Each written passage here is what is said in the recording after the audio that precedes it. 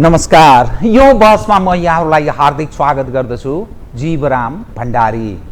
आज यहाँहरू सामुन्ने उपस्थित हुनुहुन्छ डाक्टर भीमराव। उहाँ नेकपा एमालेका नेता हुनुहुन्छ, अछाम 1बाट निर्वाचित प्रतिनिधि सभा सदस्य, पार्टीको पूर्व उपाध्यक्ष तथा पूर्व उपप्रधानमन्त्री। आज म उहाँसँग समसामयिक विषय उठान गर्ने प्रयास गर्नेछु। आगामी मङ्सिर 4 गते प्रतिनिधि सभा र प्रदेश सभाको निर्वाचन हुँदैछ। राजनीतिक दलहरू विभिन्न ढङ्गले क्रियाशील छन्। यस मानेमा सत्तारूढ दल चुनावी तालमेल त बाँडफाँडको अन्तिम कसरतमा छ भने सायद नेकपा एमाले पनि दाउ हेरेर बसिरहेको छ। यो प्रतिनिधि सभा आगामी असोज 1 गतेबाट यसको समाप्त हुँदैछ, अर्थात् तत्पश्चात देश चुनावमा रुमलिनेछ, होमिनेछ। त यो प्रतिनिधि सभा कति सफल कति असफल, के गर्न खोजेको थियो, जनले के अपेक्षा राखेका थिए, कस्तो रह्यो, यी लगायत समसामयिक विषयमा आज डाक्टर भीमरावसँग अलि खुलेर विषयहरूलाई उठान गर्ने प्रयत्न गर्नेछु। सर्वप्रथम म उहाँलाई स्वागत गर्छु। सर, स्वागत छ कार्यक्रममा। धन्यवाद।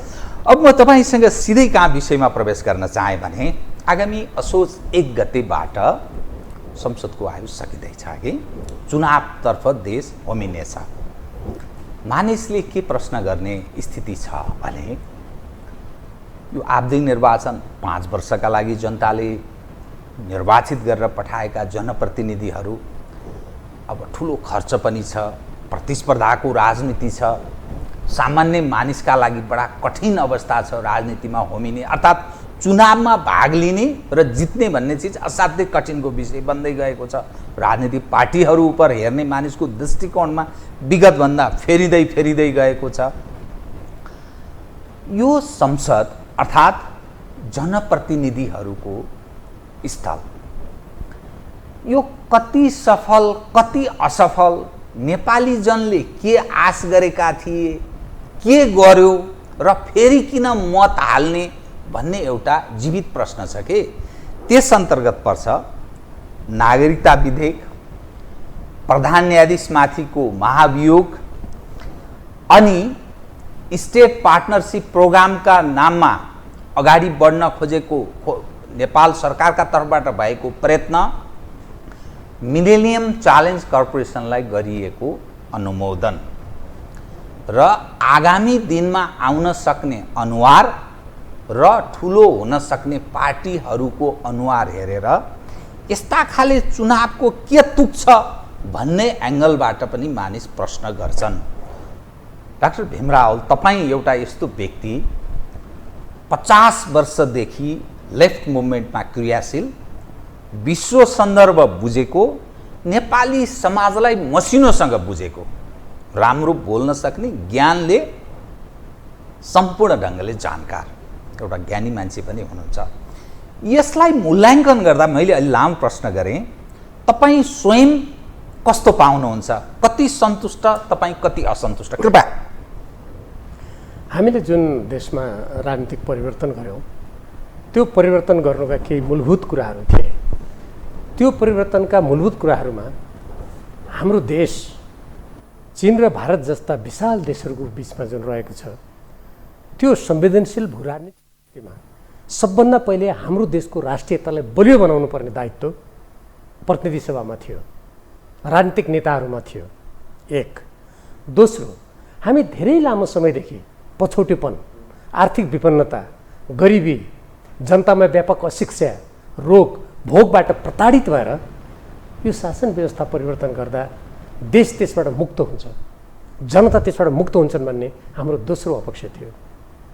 तेस्रो, हाम्रो जुन शासन प्रणालीमा भ्रष्टाचार बढ्यो, अनियमितता बढ्यो, जनताको सेवा गर्नुभन्दा नोकरशाही तन्त्र हावी भयो, त्यसैले सुशासन देशमा कायम गरेर अगाडि बढ्ने तेस्रो कुरा थियो। चौथो, हाम्रो समाजमा धेरै लामो समयदेखि राजनीतिक दृष्टिकोणबाट, सामाजिक दृष्टिकोणबाट, आर्थिक दृष्टिकोणबाट अस्थिर वातावरण सिर्जना भयो। त्यसलाई विधिको शासन अन्तर्गत स्थायित्व प्रदान गर्ने, स्थायित्व भनेको त्यो देशको हित विपरीतको स्थायित्व होइन, जनताको हित विपरीतको स्थायित्व होइन, देश र जनताको हित अनुकूलको राजनीतिक स्थायित्व कायम गर्ने उद्देश्य थियो। र यी उद्देश्य प्राप्ति गरेर आजको प्रतिस्पर्धी विश्वमा प्रत्येक नेपालीले स्वाभिमानी नेपालीको रूपमा विश्व सामु ठाडो गरेर हिँड्न सक्ने बनाउने भन्ने हामीले सोचेका थियौँ। यी मूलभूत कुराहरू मैले गरेँ। यी मूलभूत कुराहरूको दृष्टिकोणबाट आज हेर्दा हाम्रो प्रतिनिधि सभा, सरकार यी कुनै पनि कुरा गर्न सफल भएन। सफल त भएन। म 51 सालदेखि नै संसदमा छु। बिचमा एक अवधि म थिइनँ पनि। 48 सालको निर्वाचनमा म सफल भइनँ अछामबाट। त्यो बेलादेखि नै म संसदीय राजनीतिमा पनि संलग्न छु। हामीले जस्तो उदाहरणको लागि नेपालको संविधान निर्माण गर्दा संविधानको धारा 51 ड मा हामीले के राख्यौँ भने अब हाम्रो परराष्ट्र नीति, संयुक्त राष्ट्रसङ्घको बडापत्र, पञ्चशीलका सिद्धान्त, असंलग्नताका सिद्धान्त, विश्व शान्तिका मान्यताको आधारमा स्वतन्त्र रूपमा हामी चलाउनेछौँ र विगतका असमान सन्धि सम्झौताहरूको पुनरावलोकन गरेर अब हामी समानताका आधारमा सम्झौता गर्नेछौँ। यो विषयमा सरकारले प्रवेशै गरेन।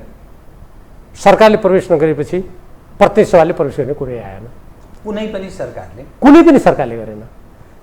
त्यसपछि अर्को कुरा, हाम्रा प्राकृतिक साधन र स्रोतहरू र खास गरी हाम्रा जलस्रोत विदेशीलाई धमाधम जिम्मा लगाउने, नेपालको राष्ट्रिय हितमाथि आघात पुर्याउने यो काम विगतमा हुँदै आएको हुनाले संविधान निर्माणको बेलामा मलाई ती दिनहरूको सम्झना छ।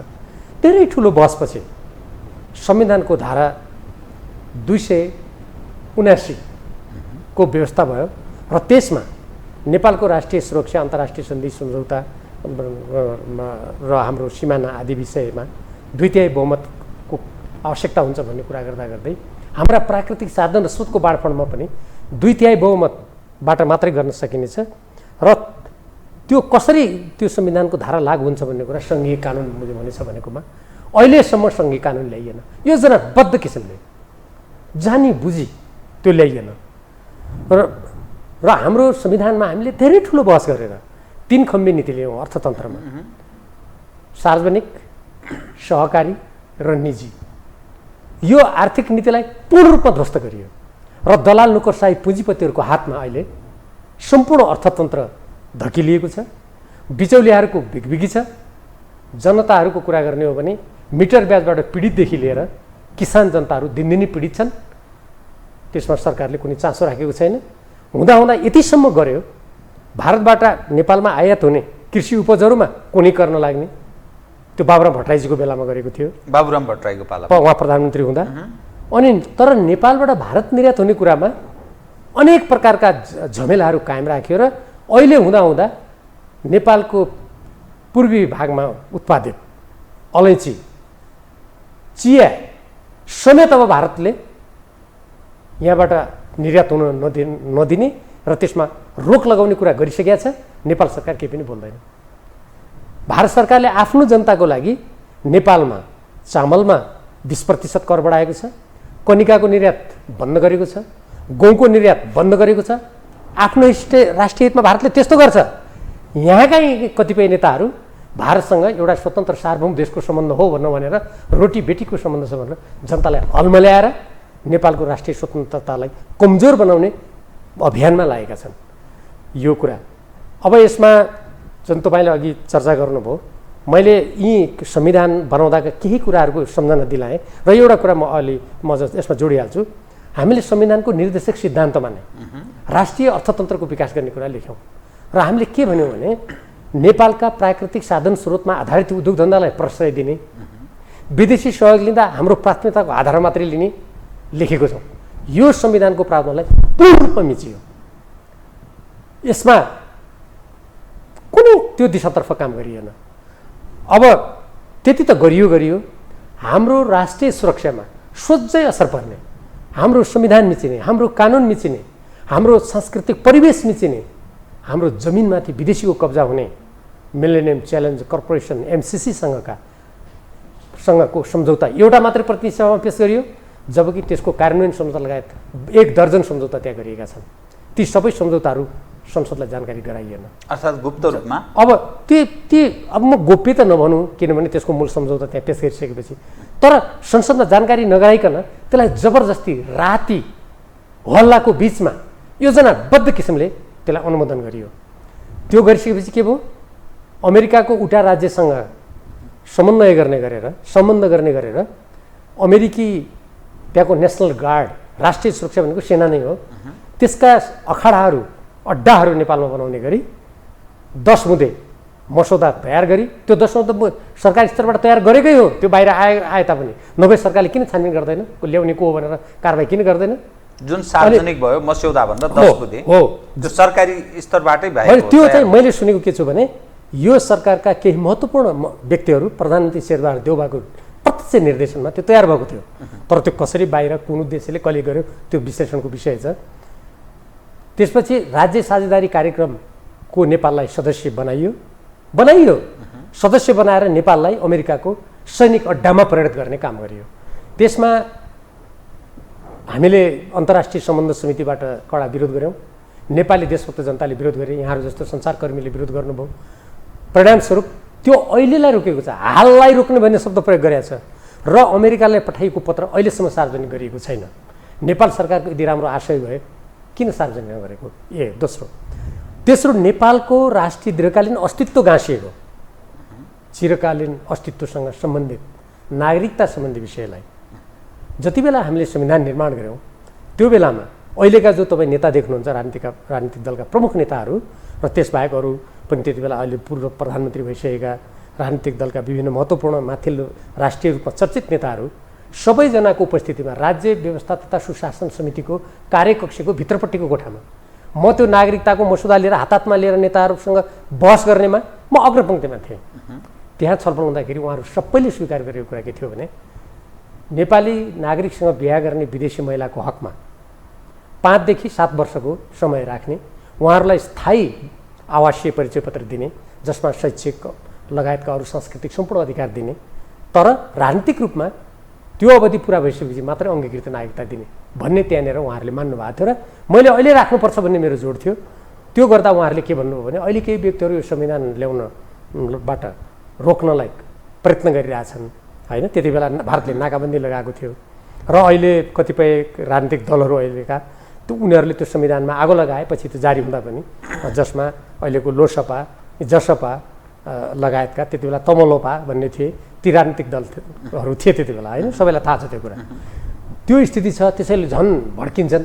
अहिले नराखौँ, पछि हामी काङ्ग्रेस र कम्युनिस्ट त हामी बहुमत भइहाल्छौँ नि प्रतिनिधि सभामा, अनि हामी गरौँला भने चाहिँ मलाई पनि ठिकै लाग्यो। किनभने अहिले यस्तो जुन वातावरण छ, आज उहाँहरू त्यो उच्चारण गर्न चाहनुहुन्न, उल्टै प्रतिनिधि सभाले राज्य व्यवस्था सुशासन समितिले 22 महिना लगाएर त्यसमा धेरै ठुलो धनराशि खर्च भएको छ, बहुमतबाट पारित प्रतिवेदनलाई प्रतिनिधि सभामा पारित गर्नु त कता हो कता, त्यसलाई रद्दीको टोकरीमा हालेर त्यो नागरिकता विधेयक सम्बन्धी कुरा जुन त्यति बेला प्रतिबद्धता गरिएको थियो त्यसको विपरीत नागरिकता विधेयक ल्याइयो र त्यो नागरिकता विधेयकमा अर्को पनि एउटा भित्रभित्रै एउटा काम गरियो। त्यो काम के थियो भने हाम्रो देशमा जन्मसिद्ध भनेको यहाँ नेपालमा जन्मेको कारणले गर्दा नागरिकता कसलाई दिने भन्ने ठुलो बहस थियो। म त्यो बहस 48 सालदेखि मलाई सम्झना छ, 46-47 सालतिर भन्दा अगाडि छलफल हुँदाखेरि के भनिएको थियो भन्दाखेरि त्यो 46-47मा पनि जब बहुदल आइसकेपछि 36 साललाई मानौँ न त, 36 सालमा सूर्यबहादुर थापा प्रधानमन्त्री हुँदा निजले धेरै विदेशीहरूलाई नेपाली नागरिकता नेपालको राष्ट्रिय हित विपरीत दिएको भन्ने कुरा त त्यति बेला समाचार माध्यममा आइसकेको छ। जन्म सङ्ग्रहको बेलामा एक त बनफडानी गर्यो र धन थुपार्यो, अर्को विदेशीहरूलाई ठुलो मात्रामा नेपालमा नागरिकता दिएर पञ्चायत टिकाउने नाममा सूर्यबहादुर थापाको त अरू पनि उद्देश्य थियो। किनभने सूर्यबहादुर थापा विदेशी राजदूतावासलाई नेपालका गाउँघरमा स्वतन्त्र योजना बाँड्न दिने सहमति दिने पनि सूर्यबहादुर थापा नै हुन्। यो हामीले नेपाली जनताले बुझ्नुपर्छ। त्यसैले अब 36 सालसम्म त हामी रोक्न सक्ने भयौँ, तर जन्मको आधारमा त्यसलाई एउटा अवधि मान्ने भन्ने कुरा गरियो। पछि नेताहरूले घुँडा टेके, त्यसलाई 46 सालमा मानौँ अब भइगयो, बहुदल आएको छ, त्यति बेला पञ्चायतको कुरा थियो भनेर घुमाए त्यसलाई जो प्रमुख राजनीतिक नेताहरू थिए। ल 46 साल भयो, म त त्यसमा बहस गरिरहेको थिएँ। ल 46 साल भयो, अब सकिएन किनभने नेताहरूकै हातमा थियो अधिकार। 46 साल भयो फेरि आएर जब 63 सालमा 61-62 आन्दोलन भइसकेपछि होइन त्यति बेला त्यो बल थियो, अब गणतन्त्र आउने भयो, के भयो, अब सारौँ भन्यो फेरि। हेर्नुहोस्, फेरि सारियो र त्यसलाई सारिएर पछि 63 सालमा जब अन्तरिम संविधान आयो, ल यसलाई अब 65तिर लैजाउँ, 63तिर लैजाउँ भनेर फेरि सारियो। अहिले के गर्यो यो सरकार, यो गठबन्धन सरकार शेरबहादुर देउवाले नेतृत्व गरेको पुष्पकमल दाहाल प्रचण्ड, माधव कुँवर नेपाल सहित रहेको यो गठबन्धन सरकारले त्यो जन्मसिद्धको अवधिलाई बढाएर अहिले 73 साल पुर्यायो। कति योजनाबद्ध छ हेर्नुहोस्। यो प्रतिनिधि सभाले त्यो काम गर्यो। यो प्रतिनिधि सभालाई त्यो काम गराउने को थिए त? यिनै राजनीतिक दलका नेताहरू थिए। हेर्नुहोस्, मैले यी घटनाक्रमहरू भने यो दृष्टिकोणबाट हेर्ने हो भने प्रतिनिधि सभाले जसरी नेपालको राष्ट्रिय हितको सम्वर्धन गर्नु पर्थ्यो, जसरी नेपाली जनताको स्वाभिमानलाई उच्च बनाउनु पर्थ्यो, जसरी अर्थतन्त्रलाई संविधानले तोकेको समाजवाद उन्मुख प्रणालीतिर डोर्याउनु पर्थ्यो, त्यो केही पनि गर्न सकेन। यसले गरेको एउटा सकारात्मक काम के हो भने त्यो पनि मलाई राम्रै सम्झना छ। तत्कालीन नेकपाको सचिवालयले निर्देशन दिएको, त्यसपछि देशमा ठुलो आवाज उठेको, हामीले अन्तर्राष्ट्रिय सम्बन्ध समितिमा कुरा उठाएको, यहाँहरू जस्तोले सञ्चार माध्यममा व्यापक कुरा उठाएको, देशभक्त नेपालीले व्यापक आवाज उठाएको मलाई राम्रै सम्झना छ। त्यो पृष्ठभूमिमा नेपालको दार्चुला जिल्ला स्थित लिम्पियाधुरा लिपुले कालापानी जुन भारतीय अतिक्रमणमा परेको छ, आज दार्चुला जिल्लामा हामी हेरौँ, दार्चुला जिल्लाको सदरमुकाम खलङ्गाका ती घरहरू ढलिरहेका छन्। सरकार मौन छ। देशभक्त नेपालीले आफै ढलेको महसुस गरिरहेका छन्। मान्छे मरिरहेका छन्। भारतले एकतर्फी रूपमा अन्तर्राष्ट्रिय कानुन मिचेर महाकालीको आफ्नो भूमिपट्टि उसले एकतर्फी रूपमा त्यहाँ तटबन्ध गरेको छ। अनि महाकालीको धार खलङ्गा अब लगभग मलाई लाग्छ खलङ्गा सदरमुकामको धेरै हिस्सा पहिले पनि बगिसक्यो, त्यो समाप्त हुँदैछ। तर शेरबहादुर देउवा त्यही प्रदेशबाट डडेलधुराबाट प्रतिनिधित्व गर्नुहुन्छ, उहाँ प्रधानमन्त्री हुनुहुन्छ, उहाँलाई त्यसले कुनै कुरा छुँदैन, उहाँलाई बोल्दैन। मैले यो प्रसङ्ग त्यो चुच्चे नक्सा जुन बनाइयो धेरै ठुलो दबावपछि लिम्पियाधुरा लिपुकलापानी नेपालको हो भनेर जुन हाम्रो राष्ट्रिय प्रतीक हो त्यसमा चुच्चे नक्सा राख्ने भन्ने एउटा सकारात्मक काम गर्यो प्रतिनिधि सभाले जम्मा जम्मी मैले देखेको। अब अरू त मैले के देख्दैछु भने मैले थुप्रै कानुनहरूमा संशोधन हालेँ। हेर्नुहोस्, यो जलस्रोत सम्बन्ध ध्यान आकर्षण प्रस्ताव नै यही महिनाको 22 गते मेरो त्यहाँ प्रस्तुत भयो। धेरै 2 महिनापछिको धेरै प्रयासपछि त्यहाँ जति पनि कानुन आउँछन्, मैले यो कुरा देशभक्त नेपालीलाई जानकारी गराउनु मेरो कर्तव्य हो। त्यहाँ जति पनि कानुन आउँछन् र जो संवेदनशील कानुनहरू छन् त्यसको कुनै न कुनै धारामा, कुनै न कुनै दफामा विदेशीको भूमिका बढाउने कुरा राखेकै हुन्छ। विदेशीको भूमिका बढाउने कुरा राखेकै हुन्छ। मैले ती कुरालाई च्याप्प समातेर म त्यहाँ विरोध गर्छु, तर त्यो कुराको कुनै पनि सुनवाई भएन। र यो कसरी योजनाबद्ध ढङ्गले यो काम हुँदैछ म आश्चर्यचकित भएको छु। मैले हेर्नुहोस्, संसार म नेकपा एमालेको 15 वर्ष त मैले प्रवास क्षेत्र हेरेँ। धेरै लामो समयसम्म विद्यार्थी कालदेखि गर्ने हो भने 3 दशक लामो मैले अन्तर्राष्ट्रिय विभागमा काम गरेँ, नेकपा माले र एमालेको, होइन। त्यो धेरै मैले अन्तर्राष्ट्रिय यस्ता कामहरू मैले गरेँ। मैले कुनै पनि देशमा उपनिवेश भएका देशहरू बाहेक आफ्नो देशको हितभन्दा अरूको देशको हितमा आफ्नै देशको कानुनमा घुसपेट गराउने, आफ्नै देशको राज्य प्रणालीमा घुसपेट गराउने यस्ता नेता, यस्ता पदमा जाने व्यक्ति मैले कुनै पनि देशमा देखिनँ। मलाई धेरै दुःख लाग्छ। म जुन बेला वामपन्थी हेर्नुहोस् विद्यार्थी क्षेत्रबाट लागेँ, यो देश स्वतन्त्र हुन्छ, स्वाधीन हुन्छ, असमान सन्धि सम्झौताहरू समाप्त हुन्छन्, आर्थिक रूपमा समानता हुन्छ, यो देश समृद्धिको बाटोमा जान्छ, हाम्रा नदी नाला जडीबुटी कृषि खनिज सबै यो देशको हितमा प्रयोग हुन्छ भनेर कम्युनिस्ट पार्टीले भनेको हुनाले म आकर्षित भएको। तर आज म हेर्छु, मलाई आश्चर्य लाग्छ कसरी यो परिवर्तन, कसरी रङ्गमा फेरियो। नेताहरू यत्रो प्रधानमन्त्री भए, यत्रो पदमा पुगे, अब योभन्दा के चाहिएको होला भनेर म कहिलेकाहीँ एक्लै बडा विस्मित हुन्छु। हेर्नुहोस्, काङ्ग्रेस उप त कतिपय प्रश्न मानिस पहिलेदेखि नै गर्थे। मधेस केन्द्रित भनिने दलको बारेमा धेरै प्रश्न उठाउनु जरुरी नै भएन। त कम्युनिस्ट हौँ भन्ने उप पनि तपाईँको यही धारणा के बन्यो? म नेपालका सबै राजनीतिक दललाई भनिरहेको छु। नेपाली काङ्ग्रेसले त तपाईँ हेर्नु भने 9 सालमा यो नागरिकताको कुरा गर्छ नि। को थियो 9 सालमा प्रधानमन्त्री? मातृका होइन, गिरिजा या विश्वेश्वरैया मातृका को थियो ठ्याक्क त्यही बेलामा। जो 7 सालदेखि 10 सालको अवधिमा त त्यति बेलाको नेता मोहन शमशेर हटिसकेपछि त काङ्ग्रेसै हो नि, होइन। पछि 11 सालपछि मात्रै बिचबिचमा अस्थिर भएर अरू छोटो छोटो समयको लागि अरू प्रधानमन्त्री भएका छन्, होइन। 15 सालमा त काङ्ग्रेसको 2/3 बहुमत नै थियो। आज काङ्ग्रेस त्यसमाथि ढाकछोप गर्न प्रयत्न गर्छ होइन।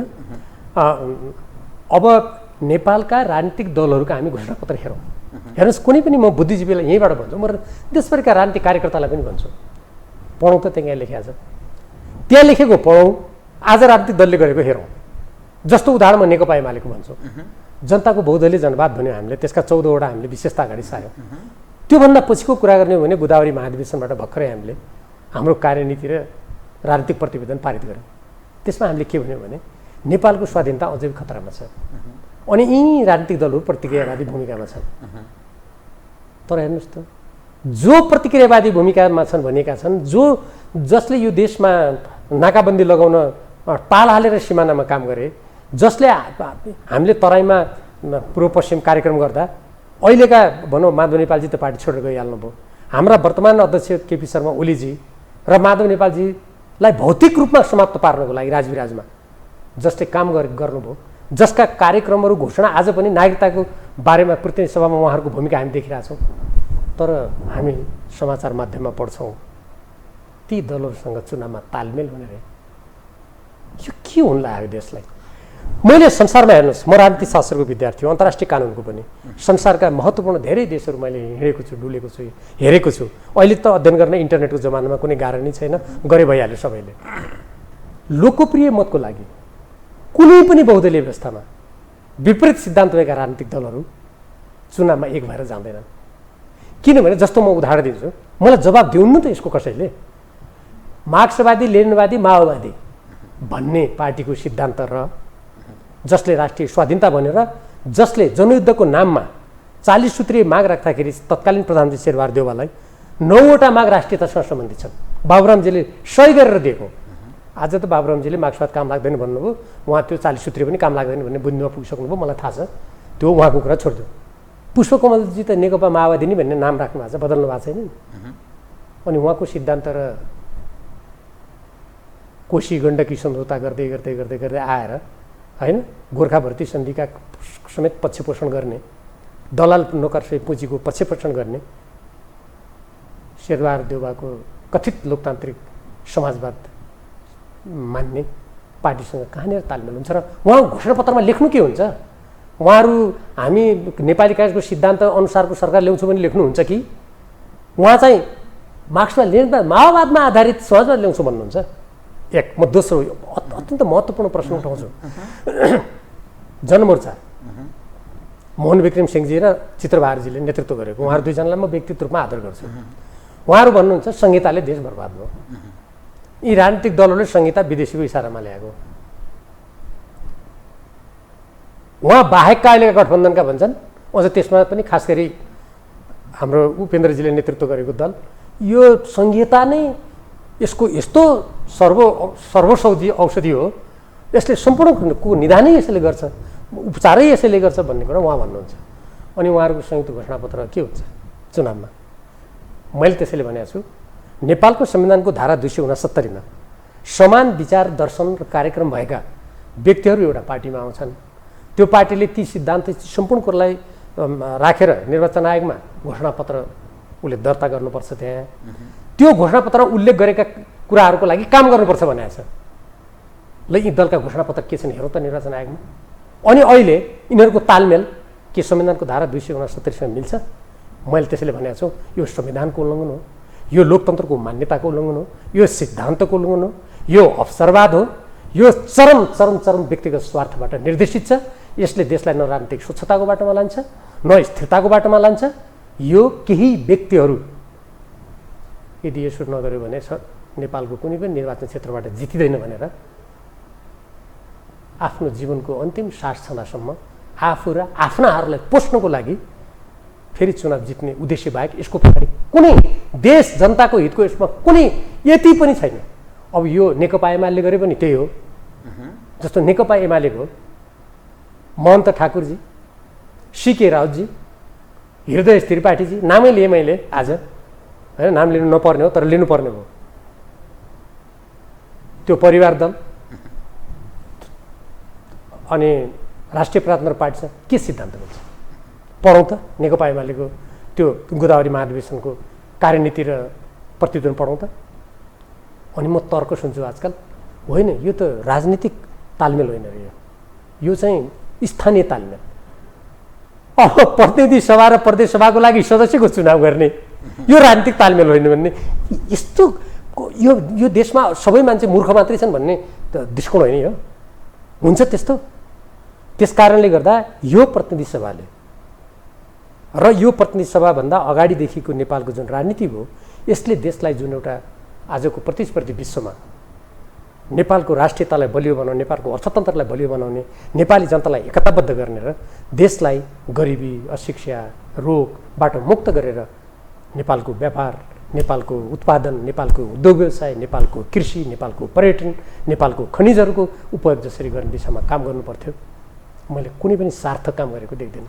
यसको अर्थ नेपाल यतिखेर जस्ता खाले मानिसहरू नेपालको राजनीतिक, प्रशासनिक र अन्य क्षेत्रमा हावी छन्, मुलुक खतरामा छ, यसरी बुझौँ।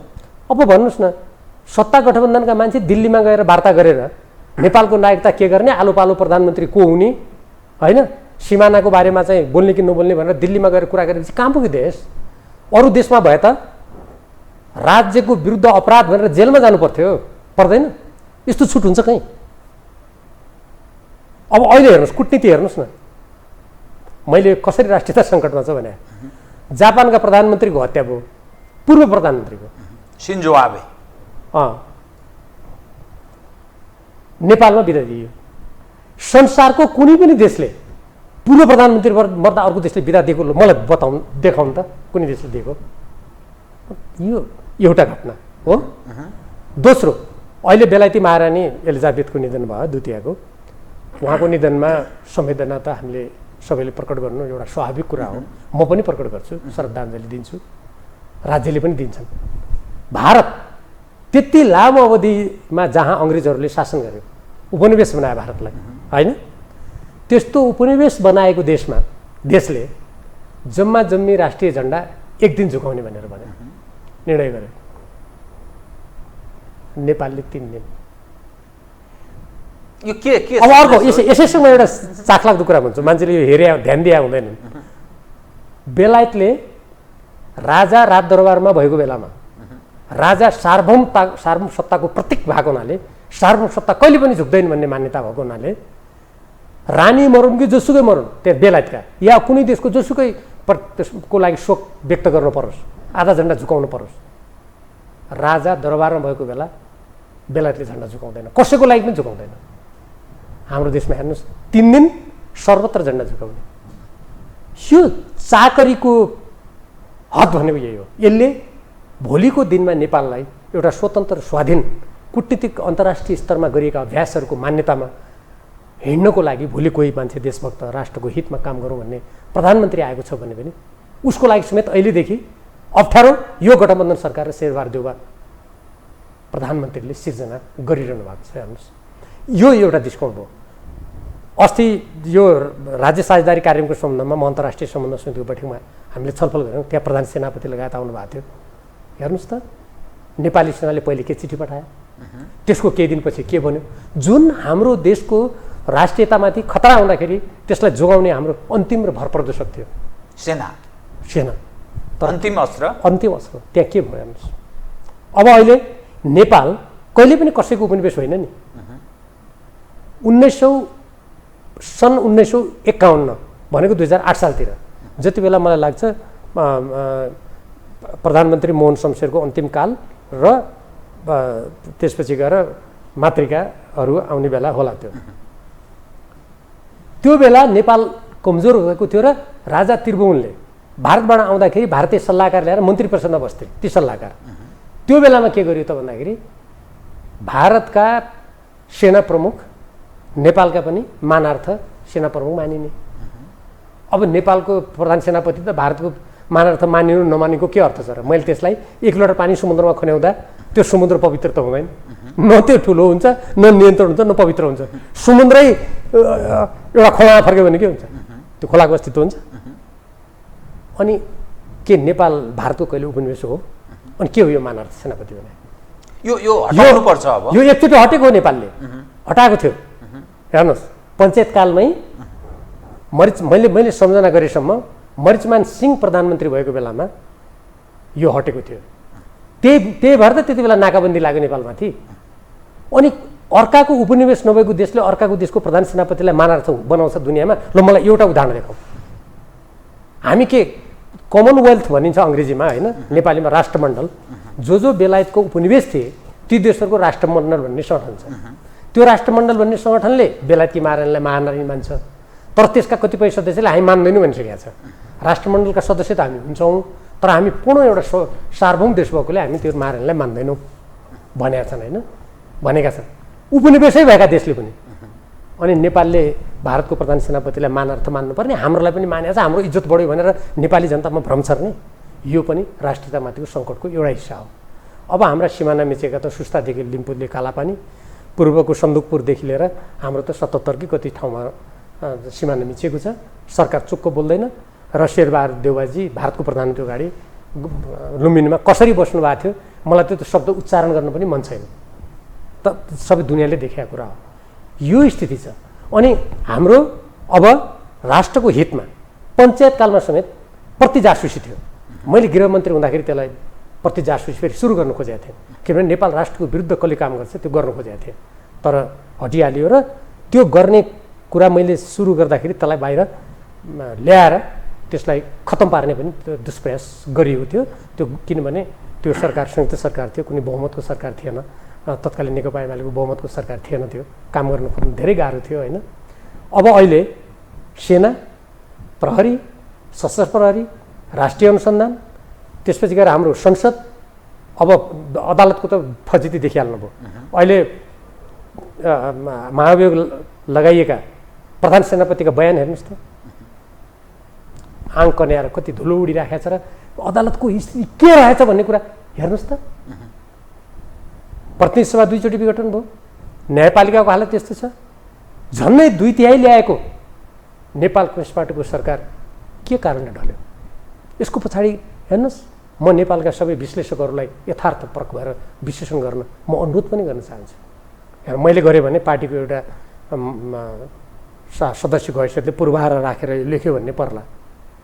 हेर्नुहोस्, यसैले नेपाल आर्थिक रूपमा त अब यस्तो स्थितिमा छ कि नेपालको सम्पूर्ण राष्ट्रिय उत्पादनको 41.47% सार्वजनिक ऋण भइसक्यो। 10 खरबभन्दा त बढी त वैदेशिक ऋण छ। विश्व ब्याङ्क र अन्तर्राष्ट्रिय मुद्रा कोष संस्थासँग दिनदिनै ऋण लिइराखेका छन् शासकहरू। अहिले हुँदा जलवायु जस्तो क्षेत्रमा जहाँ विश्वले अनुदान दिनुपर्छ त्यो क्षेत्रमा पनि ऋण लिइँदैछ, अनुत्पादक क्षेत्रमा। यसबाट के गरिँदैछ भने जसरी गाउँको साहुले अहिले जस्तो मिटर ब्याजी साहुले मान्छेलाई रुवाएर टेलिभिजनमा आँसुका धारा बगाइरहेका छन्, हामी नेपाल आमालाई आजका शासकहरू यो ऋणबाट त्यहीँ पुर्याउँदैछन्।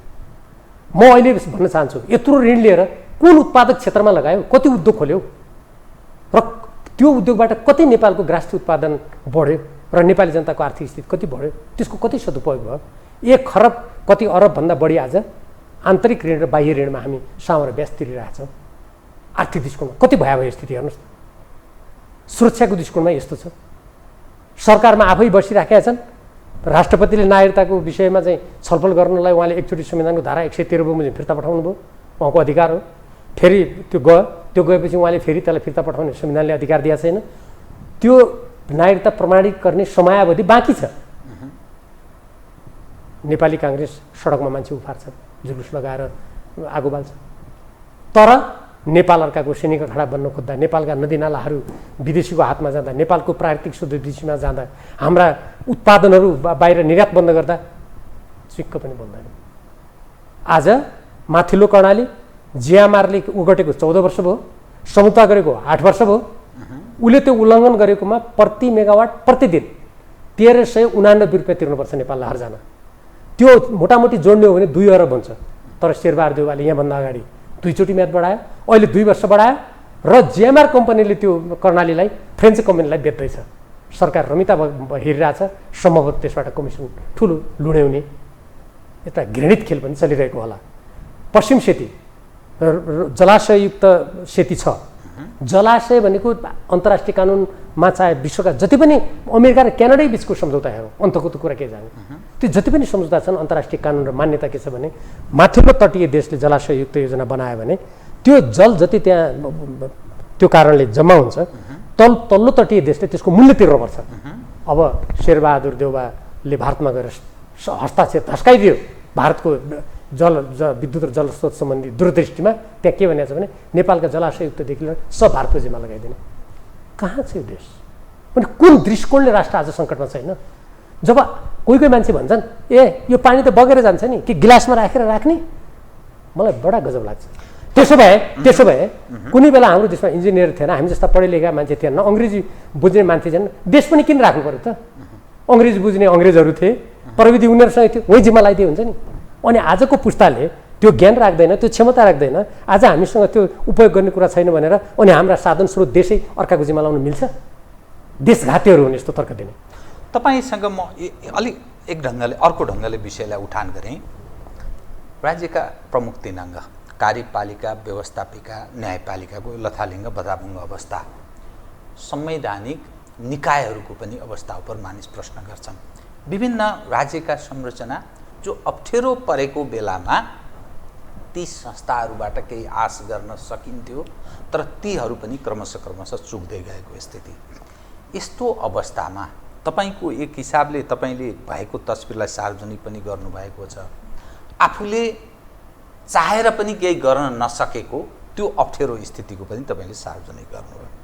त तपाईहरू जस्तो मानिस अब के गर्नुहुन्छ त? यो समग्र तस्बिर जो मानिस बुझ्दछन्, बुझ्ने हैसियतमा पुगेका छन्, तपाईले अहिले जसरी व्यक्त गर्नुभयो यतिकै बस्नुहुन्छ तपाईहरू?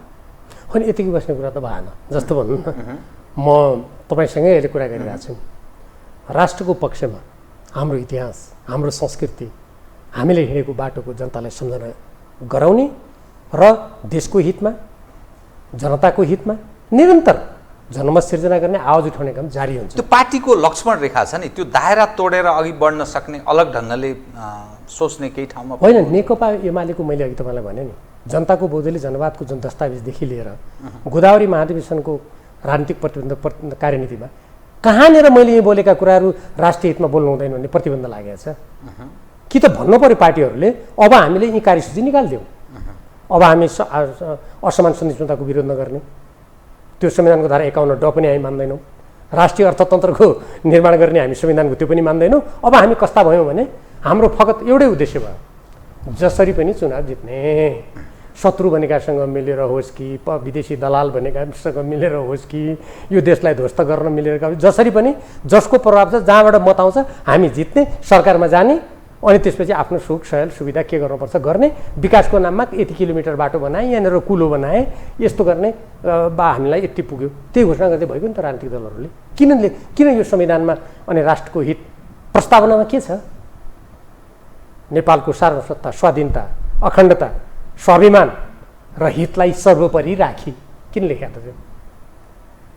नेपालको संविधानमा देवनागरी लिपिमा नेपाली भाषा नेपालको राष्ट्रिय भाषा हुनेछ भनेको छ। सर्वोच्च अदालतको प्रधान न्यायाधीशले सुरेन्द्रजीलाई महाभियोग लागेको छ। उहाँले के निर्णय गर्नुभयो भने हाम्रा गाडीहरूमा लेख्ने कुरा सरकारले नै गर्ने निर्णय होइन त्यो कानुनमा। उहाँले के भन्नुभयो भने लेख्नु पर्दैन नेपाली भाषा। अब यस्ता मान्छेको हातमा तपाईँको न्यायपालिका, कार्यपालिका, देश गएपछि देशको रक्षा कसले गर्छ? रक्षक नै भक्षक भएपछि कसले रक्षा गर्छ? हो यस्ता कुराहरूको विषयमा हामी जो यो देशलाई माया गर्नु भनेको यो भारतको विरोध गर्नु, चीनको विरोध गर्नु, अमेरिकाको विरोध गर्नु होइन। केही मान्छेले यसलाई के गरेका छन् भने नेपालको हितको कुरा गर्यो भने यो भारत विरोधी हो, अमेरिका विरोधी हो भनेर लगाइदिने। किन त्यसो भनेपछि त त्यो मान्छेलाई भारत अमेरिकासँग भिडाउनु सजिलो भयो। उनीहरूको नजरमा ऊ त शक्तिशाली देश छन्। त्यस्तै पऱ्यो भने त हाम्रो देशमा देशभक्तहरूको हत्या गर्ने चलन त चलेकै छ। मदन भण्डारी त्यसकै शिकार हुनुभयो। मलाई लाग्छ राजा वीरेन्द्र पनि कता कता त्यसकै षड्यन्त्रको शिकार हो कि जस्तो लाग्छ मलाई आजकल त। हेर्नुहोस् यो घटनाक्रम हेर्दाखेरि होइन, किनभने त्यसको त आश्चर्य भयो नि। नेपालमा दरबारको वंश विनाश हुँदा सामान्य मान्छे मारिँदाखेरि सब परीक्षण हुन्छ, अङ्ग्रेजीमा पोस्टमार्टम भनिन्छ, त्यो गरिएन, शोक मनाइएन। आज बेलायती महारानी मर्दाखेरि चाहिँ जुन साम्राज्यवादी देश थियो, बेलायती महारानी एलिजाबेथ द्वितीयले त संसारमा साम्राज्य कायम गर्ने रानी पनि हो नि, 70 वर्षको शासन हो होइन। अनि आफ्नो देशको त्यत्रो राज परिवार मर्दा कहाँनिर शोक के मनाएको थियो गिरिजाप्रसाद कोइराला प्रधानमन्त्री हुँदा? अनि छानबिन गर्ने काम त्यो राजनीतिक दलले गर्ने हो। नेपाली सेना के को लागि भने, राष्ट्रिय अनुसन्धान के को लागि भने, यतिका यो प्रशासनमा बसेका ठुल्ठुला सचिवहरू के को लागि राखेको यो राज्यले? यस्तो हत्यामा त त्यो जानकारहरू नेपाल प्रहरी सेनाको अत्यन्त शक्तिशाली समूहले छानबिन गर्नुपर्ने होइन? के गर्यो?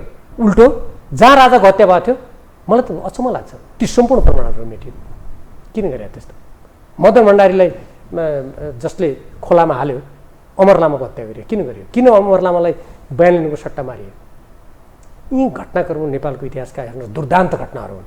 त्यसैले हामी जस्तो मान्छेहरूले म के भन्छु भने यो देशलाई माया गर्नु भनेको कसैप्रतिको घृणा होइन। कतिपय मान्छे के भन्छन् भने राष्ट्रियताको कुरा गर्ने खोक्रो राष्ट्रवाद, अन्ध राष्ट्रवाद, कोही कोही त झर्रो राष्ट्रवाद पनि भन्न थाले आजकल। अनि नेपालको राष्ट्रिय हितको कुरा गर्न नपाइने, उनीहरू चाहिँ भारत अमेरिकाको हितमा नेपालका नदी नाला सुरक्षा सीमाना सबै बेच्ने उनीहरू महान, ती त गद्दार हुन् भन्छु म। देशघाती हुन् तिनीहरू। अनि आफ्नो देशघाती चरित्रमाथि पर्दा हाल्नको लागि अनि उनीहरू राष्ट्रियताको कुरा गर्ने मान्छेलाई खोक्रो राष्ट्र भरिएको राष्ट्रवाद भने के? नेपालको लागि विदेशी गोष्ठीको अगाडि बनाइदिउँ, नेपालका नदी नाला विदेशीको हातमा लगाइदिउँ, नेपालको वन सम्पदा सडिरहेछ, जङ्गल आज हेर्नुहोस् त काठको निर्यात कति भइरहेछ, सबै बिचौलिया हो का। यो राजनीति जुन कोर्स छ यथास्थितिमा अब चल्न सक्दैन, यसरी चल्दैन मुलुक। होइन, अब यो के छ भने नयाँ कोर्स लिनु जरुरी छ, नयाँ राजनीतिक चल्ने। म यसमा के भन्छु भने यसमा आमूल सुधार हुनुपर्छ। यदि आमूल सुधार भएन भने होला कहिलेकाहीँ कस्तो हुन्छ भने हामीले देखेका छौँ नि कतिपय देशहरू यस्तै मान्छेहरूको हातमा भइरहेको भने जनताले दुःख पाइरहेका हुन्छन्, विदेशीहरूको खेल मैदान हुन्छ त्यो देश, हुँदाहुँदा अर्काको कब्जामा पनि जान्छ। हामीले देखेका छौँ नि त्यस्तो हुन्छ देश। यदि यसमा आमूल सुधार गरिएन भने देशका हाम्रो आत्मनिर्णयको अधिकार त अहिले गुमाइसक्यो हामीले। एउटा सामान्यभन्दा सामान्य कुरामा भनौँ, जस्तो उदाहरणको लागि सत्य निरूपण मेलमिलाप आयो, आज 16 वर्ष बित्यो। अनि यिनी शेरबहादुर देउवा र पुष्पकमल दाहालजी प्रधानमन्त्री होइन, अनि द्वन्द्वकालका मुख्य पात्र यिनीहरू होइनन्? अनि उहाँहरूले किन त्यो अहिलेसम्म नगरेको? अनि आज चाहिँ सत्य निरूपण मेलमिलाप सम्बन्धी कानुनको कुरा आउँदाखेरि अनि राजदूतहरू नेताहरूका घर घरमा गएर धम्क्याउने कुरा गर्ने, अरू देशले त्यो अनुमति दिन्छ? जापानले अनुमति दिन्छ? अमेरिकाले दिन्छ? द्वन्द्व नभएका देश कुन छन्? अमेरिकाको पनि त्यत्रो क्यापिटल हिलमा अस्ति भर्खर त्यत्रो आक्रमण गरे होइन? समाजमा द्वन्द्व कहाँ हुँदैन? अनि हाम्रो देशमा द्वन्द्व भयो भनेर विदेशी राजदूतले घर घरमा गएर नेताहरूलाई धम्क्याउने, नेताहरूले हजुर सिरोपर हजुरले जे भन्नुहुन्छ मर्जी म मान्छु भन्ने, यस्तो पनि एउटा स्वतन्त्र राज्य हुन्छ? मैले उदाहरण दिएको। अनि त्यो कसले नगर भने पुष्पकमल दाहालजी र शेरबहादुर देउवा त प्रधानमन्त्री हुनुहुन्थ्यो नि, उदाहरणको लागि मैले भनेको होइन? त्यस कारणले गर्दा यसमा आमूल सुधार भयो भने अब अगाडि होला, होइन भने यस्तै मान्छेहरूको हातमा यो राज्य भइरहने भने अब हुन्छ के त भन्दाखेरि एकपछि अर्को असमान सन्धिहरू नेपालमाथि थोपरिनेछन्। भर्खर केही समय अगाडि नेपालका जनस्वास्थ्य कर्मीहरूलाई बेलायतलाई स्वास्थ्यकर्मी चाहिए अरे, त्यहाँ प्रतिवेदन प्रकाशित भयो। त्यो प्रतिवेदन प्रकाशित भएको 2 दिनभित्र शेरबहादुर देउवाजीले मन्त्री परिषदबाट नेपालका स्वास्थ्यकर्मी बेलायत निर्यात गर्ने भने निर्णय गराउनु भयो। बेलायतलाई चाहिने बित्तिकै प्रतिवेदन बाहिर आउने बित्तिकै मैले त्यो प्रतिवेदन पढेको थिएँ, हेर्नुहोस् है, त्यसको बारेमा पढेको थिएँ समाचारमा। आउने बित्तिकै 2 दिनभित्र हेर्नुहोस् त, चाकरी कति छिटो होला चाकरी गर्नलाई। अनि त्यसको केही दिनभित्र अनि श्रम मन्त्रालयले चाहिँ अब नेपालका स्वास्थ्यकर्मीलाई बेलायतमा निर्यात गर्ने, यो दोस्रो गोर्खापन्थी हो।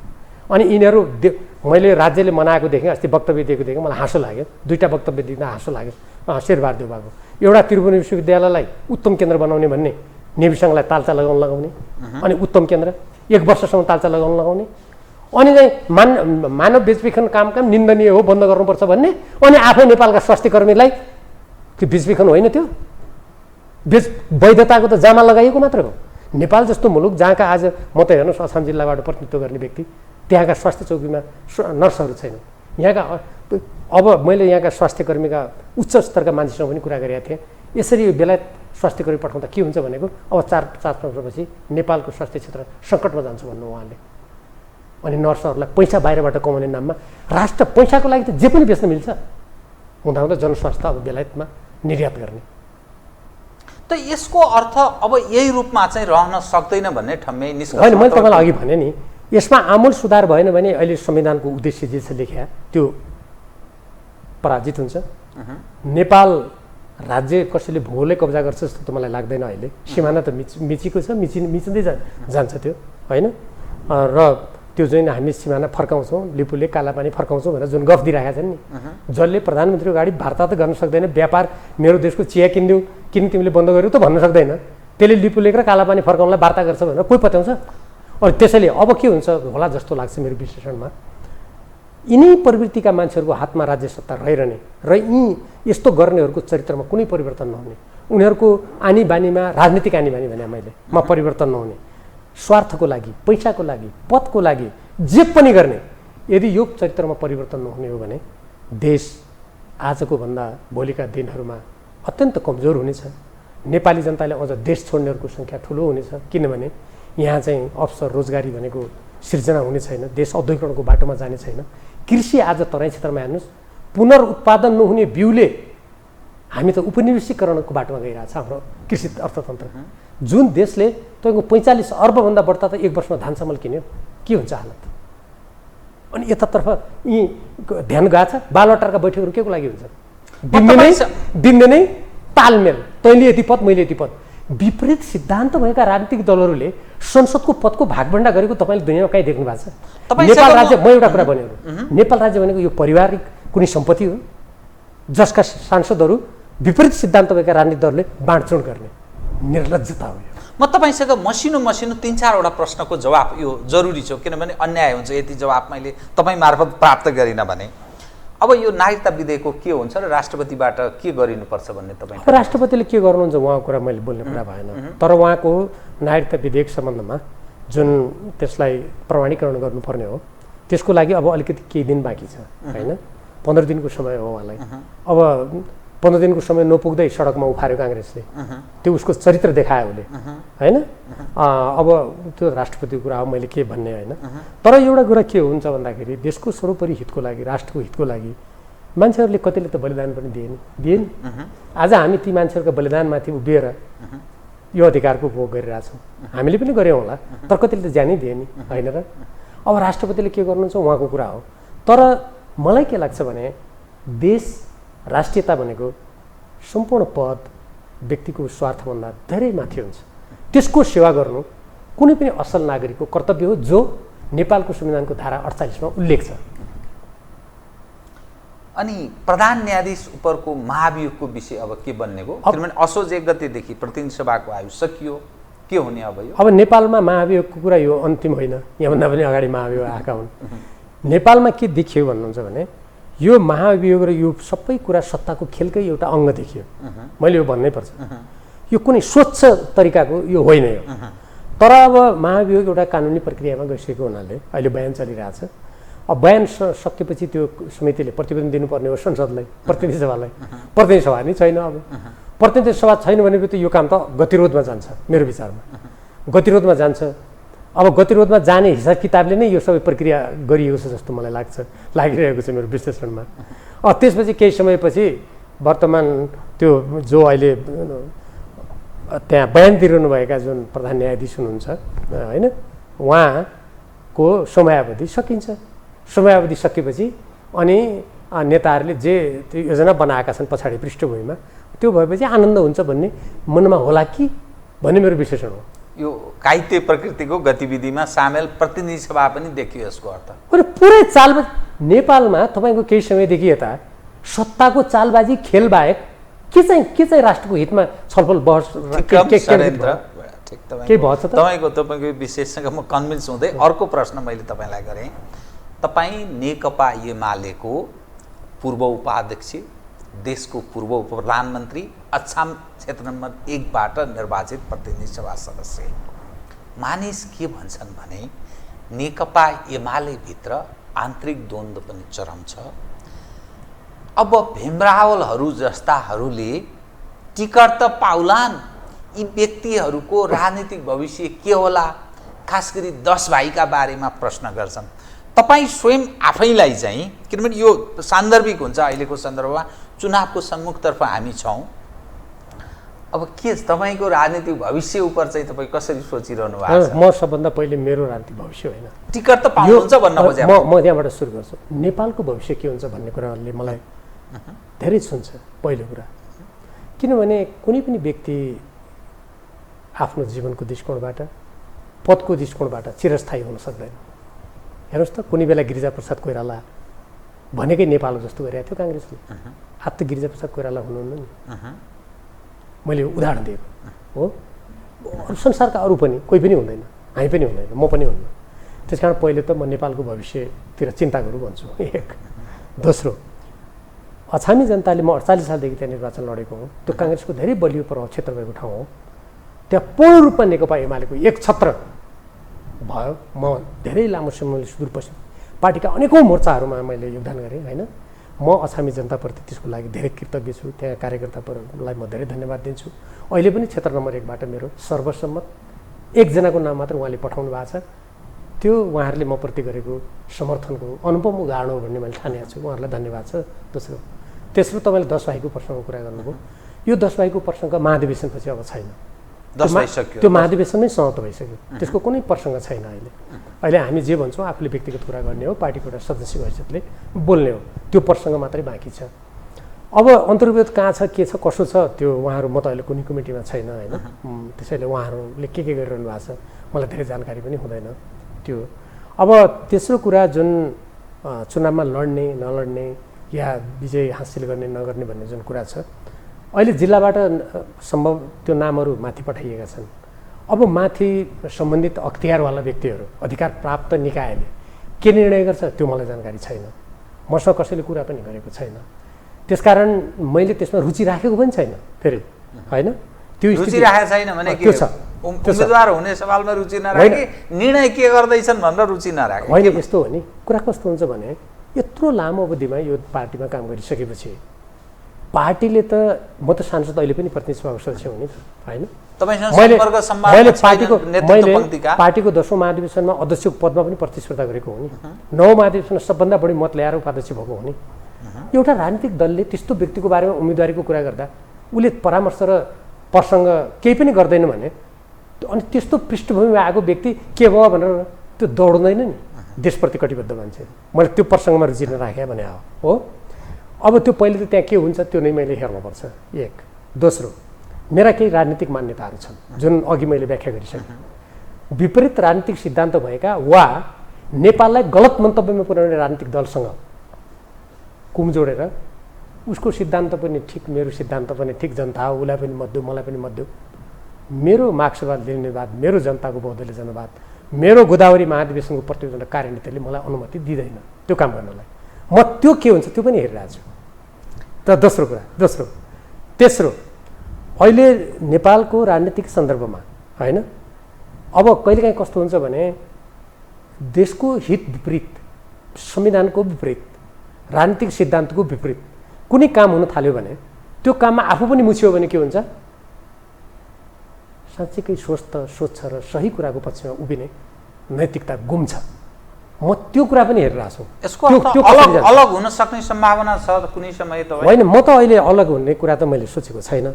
म राजनीतिक दृष्टिकोण र विचारको कुरा गर्दैछु नि। जस्तो मान्नुहोस् कि मैले शेरबहादुर देउवाजीलाई आँखा चिम्लेर मैले उहाँलाई विश्वासको मत दिनुभन्दा अगाडि के भनेको थिएँ भने, उहाँले नागरिकता, एमसिसी, लिपुले, कालापानी जस्ता हाम्रा सिमाना मिचेका लगायतका राष्ट्रियताको विषयमा उहाँ के गर्नुहुन्छ मलाई सोध्न पाऊँ भनेको थिएँ मैले होइन। मलाई सोध्न दिइएन। अनि मलाई लाग्यो जब शेरबहादुर देउवाजी मेरो नेता त होइन, नेपाली काङ्ग्रेसको सभापति हो, म आफै नेता हो एउटा पार्टीको, अनि मलाई सोध्न पनि नदिएपछि मैले विश्वास मत दिएर भोलि निजले त्यही काम गर्यो भने त म त देशको बारेमा बोल्नै मेरो मुखपट्टि लाग्छ नि। मैले संसद पदबाटै राजीनामा गरिदिएँ। नैतिकता भनेको त्यस्तो हुन्छ होइन। पछि मैले गरेको कुरा कति सही साबित भयो हेर्नुहोस्। यदि मैले त्यति बेला आँखा चिम्लेर गरेको भए शेरबहादुर देउवाले त यो राज्य साझेदारी कार्यक्रम एसपिपीदेखि लिएर एमसिसीदेखि लिएर नदीनाला बुझाउने जम्मै कुकर्म त नैतिक बन्धनमा तपाईँ बाँधिनुहुन्थ्यो। म त चुप लाग्थेँ नि। तपाईँ हाल्ने बेला विश्वासको मत हाल्ने, अनि अहिले शेरबहादुर देउवाले गर्यो भने मसँग जवाब के हुन्थ्यो। हस्, कार्यक्रममा आइदिनु भयो, बहुत धन्यवाद छ यहाँलाई। धन्यवाद। आदरणीय दर्शकवृन्द, उहाँ हुन्थ्यो डाक्टर भीम रावल, नेकपा एमालेका नेता। समसामयिक विषयलाई केन्द्रमा राखेर गरेको कुराकानी। म सहित मेरो सम्पूर्ण युनिटलाई कार्यक्रमबाट बिदा दिनुहोस्, तर यो टेलिभिजन हेर्दै रहनुहोला। नमस्कार।